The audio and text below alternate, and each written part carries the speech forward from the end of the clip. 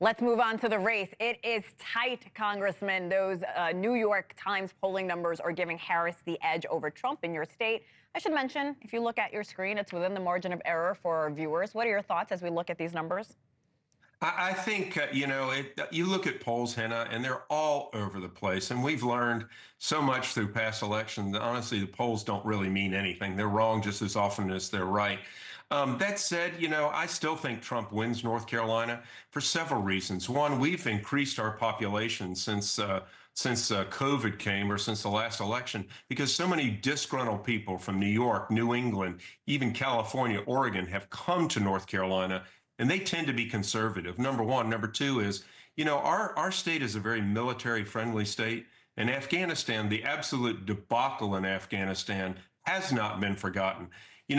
Kamala is campaigning on hating Trump.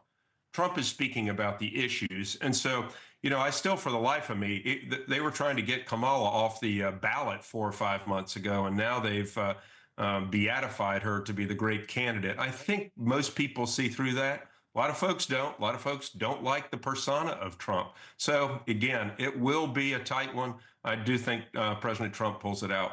I do want to ask you about another poll. I know how you feel about them. Most people agree, but there is a lot of focus on the new poll from Iowa, from the Des Moines Register, also showing Harris with a lead over Trump in Iowa, 47% to 44%.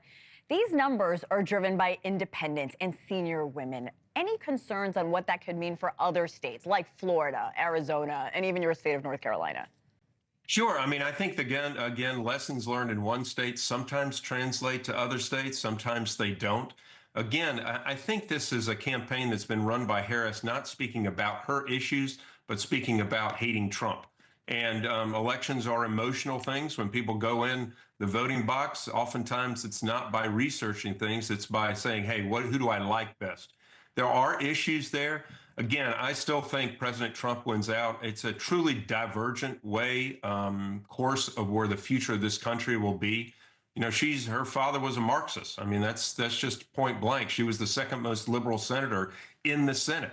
And so I think when the door gets closed in the voting booth, at least I hope, people will come to their senses. And even though if they don't like mean tweets, they understand a difference in leadership abilities. Congressman, you're also a doctor, so I always look forward to talking to you and, of course, you providing the insight, because we're talking a lot about reproductive rights and whether it's going to make a difference in this election. Independent Sure. women, older women, like I mentioned, driving the shift, at least in the Iowa poll. Could this hurt Republicans' chances up and down the ballot? It's interesting, Hannah. That's seemingly the only topic that Democrats like to talk about because it's an exceedingly emotional topic. For Kamala to come out and say she's going to guarantee all this, it's been very clear what the Supreme Court did. They said that in 1973, this should not be a federal issue, should be a state issue.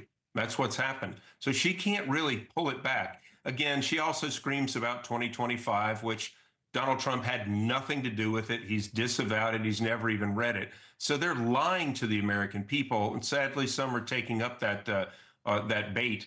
But, it is an emotional issue. They love to beat on it no matter what, whether it has any reality, in fact. But again, when people come and look at the future of the country, I pray that they think about things entirely and understand the abortion issue is settled by states, not the federal government. There are 16 electoral college votes up for grabs. Trump barnstorming your state, holding several rallies. We're 48 hours out. The polls are razor thin. Republicans have won North Carolina the last 10 of the last 11 presidential elections. Are these rallies enough to ensure he wins your state, Congressman? What else would you advise him to do? I think both candidates are doing rallies because they don't know quite what else to do. The people who come to rallies are obviously the people who are going to vote for the candidates, right? And does the busyness, does the talk about a rally coming to your town motivate people? Probably. I think that's the real effect of this, not the rally itself. It's just that the candidate is coming to town. Trump has been here a lot. Kamala's been here a lot. We'll finally get a respite, I guess, on Tuesday for no more rallies. And good Lord, who would have thought we preferred to going back and watching pharmaceutical commercials and ambulance chasing lawyers rather than political commercials on television? Thanks for watching. Go to joinnn.com to find NewsNation on your television provider. And don't forget to click the red subscribe button below to get more of NewsNation's fact-driven, unbiased coverage.